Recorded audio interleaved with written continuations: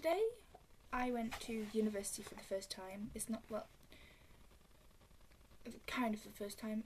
It was, I guess it's a taster day, where you go, you sit in lectures and you just sort of get a feel of what it's like to be at university. I went to this university in Lampeter, which is in 10 minutes up the road from me. So, yeah. I went today with the intention of going and sitting in some English lectures because we were given a grid of the different things you could go and sit in. So there's history, English, religious studies, Chinese, and then some mixed ones. I decided to sit in on this column all day.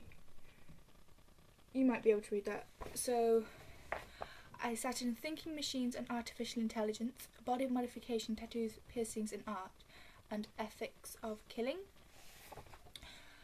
If you know me at all, then you know that I have a passion for learning about how the brain works and why it works and such things, and like knowing why we do the things we do and why people act the way they do. And me and my dad are forever having arguments over what's right and wrong and morals and opinions and stuff. I'm a very opinionated person. You will probably discover this. And this was really interesting to me because I want to know about these things. It's probably incredibly boring for other people, but for me I really want to know. But yeah, so we'll get into this. The first one was Thinking Machines and Artificial Intelligence. So we were taken to this little room and we were just talking about your brain, really, and how to tell a brain from a machine. And you know when you, like, smart bots online, you ask it a question and it replies to you, and how to tell that there's not actually a person behind it, and how to then distinguish that a person is not actually a robot. It's really hard to get your mind to sort of think that far, as because it's not something that probably occurs to most people on a daily basis. But ever since I was a child, I have really had I play too much of The Sims, and you know, you control the little people, and when I was younger I was just think, well, maybe someone's controlling me, or like you play with Barbie dolls, maybe I was a Barbie doll to someone else. I never thought this was an act of God or anything because I'm not religious, and I never have been. It was just something that sort of flashed through my mind every now and again, that maybe I was actually being controlled by someone else. If you can hear that, I apologise. Maybe I was being controlled by someone else, and maybe maybe my actions weren't my own, and maybe my thoughts weren't my own. Maybe I was living in a dream. Maybe, I don't know. It was just something that used to bother me, I guess. Well, not really bother me, but I used to question myself about it. One of the questions today was, what would it take to convince you that a machine was thinking?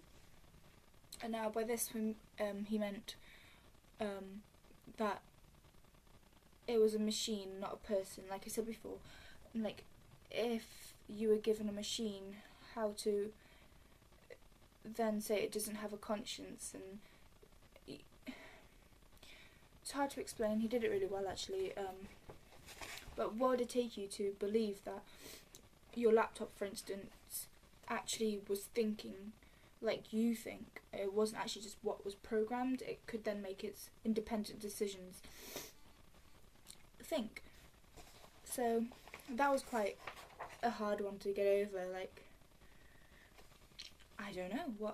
I personally don't think I could ever be convinced that a machine was thinking in the way that we do, because I'd have to study more about the brain. He obviously studies the brain because he's a philosophist, I think is what he is. So he knows these things, but I personally would not believe that a machine can think. Next, I was looking at body modification, tattoos, piercing and art. Like I said, this was really interesting because I really, really love body modification. I really don't have any. I mean, I have my ears pierced and whatever, but as for tattoos and stuff, I'm not allowed them, otherwise I would. One day I will. But I spend a lot of time watching YouTube videos and researching piercings, tattoos, and where they originated and the meanings behind specific tattoos and piercings, and I enjoy it. How clothing is much more of an expression of you than it is actually just clothing to keep you warm. So that was interesting. And then we were going on about how tattoos are just a blank canvas for people, and how once upon a time you'd write stories on your arms by using tattooing, and then your body is a journey depth. So there we are. This one wasn't as complicated, and I'm sure you can kind of grasp the kind of things we were learning about. Something she mentioned was there is this film, and I don't remember what it is called, but they gathered a set of people. They split them in half. Normal people, friends and everything, they knew each other. They split them in half, and one set of the people were put into prisoners' uniforms, and the other set were put into prison guard uniforms. And they were told that the guards had to control the prisoners, and if the prisoners rebelled, then the guards would be done for. And then the guards reacted, and their uniform, they knew they were no different to the social class of the other people, the prisoners, because they were with them previously. But that uniform gave them, in their brain, made them think that they had so much power that they could then control these people and punish them and inflict pain upon them just because they were hiding behind a different set of clothing. The fact they were wearing prisoners' clothing somehow meant that they were no longer an equal to their friends like they were before. This all got closed down. This was it's a film has been made about it. I can't remember what it's called. I will indicate it up here. The next thing I did was the ethnics of killing. This really, really interested me, because I am very much of the opinion that no one should be killed. No one. No matter what they've done. Death. I personally could not kill no one for anything. And we were given this scenario where there was this a train going down a hill on rails, and there was no one in the tram, and they couldn't be stopped. At the bottom of the line there was a group of 5 people, but going off there was a switch rail, and there was one person. So if the train had have just carried on going, it would have just naturally killed the 5 people. But you had the control to switch it and kill that one person rather than the 5. And the question was asked, what would you do? Would you switch, or would you just let the 5 people die? A lot of the people in the class actually said that they would switch it and kill that one person. I personally didn't. A couple, but there's not many, said I would naturally just let the train kill the 5 people. Wait, this might seem harsh, and you'd kill 5 people? No, I wouldn't kill them. They would have died if I'd have been there or not. So I would have just let an act of God happen, and fate or destiny or whatever you want to call it would have just happened. They would have died. If I hadn't have been there, they would have died anyway. Me intervening would then result in me killing one person. It was put to us that maybe this person was suicidal or something. Maybe it doesn't matter. But to me, I do not agree that it would be right to kill anyone, no matter what state of mind they were in or what they had done in the past. Killing someone is never justified. I then stand on hypocritical ground. I'm not a vegetarian. I should be, but I was never brought up a vegetarian, and therefore I know guilt within me all the time, but I don't know. We'll not get into that now. But yeah. So what would you guys do? Would you guys kill the 5 people, or would you kill the one person? I would stand my ground and let the 5 people die, because I couldn't live myself knowing that I had purposely killed one person.